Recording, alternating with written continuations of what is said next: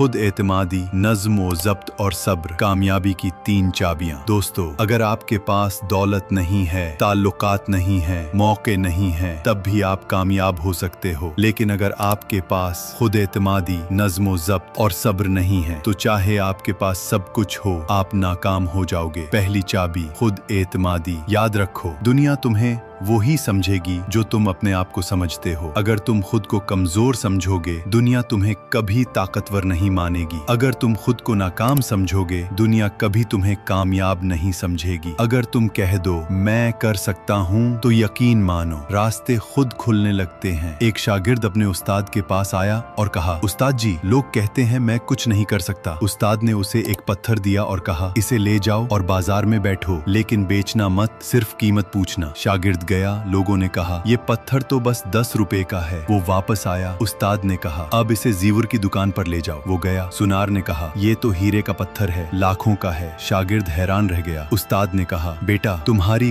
कीमत लोगों के अल्फाज से नहीं, तुम्हारी हकीकत से तय होती है। खुद को पहचानो, अपनी हकीकत जानो और अपने आप पर यकीन रखो। दूसरी चाबी, नज़्म व ज़ब्त, डिसिप्लिन। दोस्तों, कामयाबी ख्वाब देखने वालों को नहीं, कामयाबी उनको मिलती है जो अपनी आदतें बदलते हैं।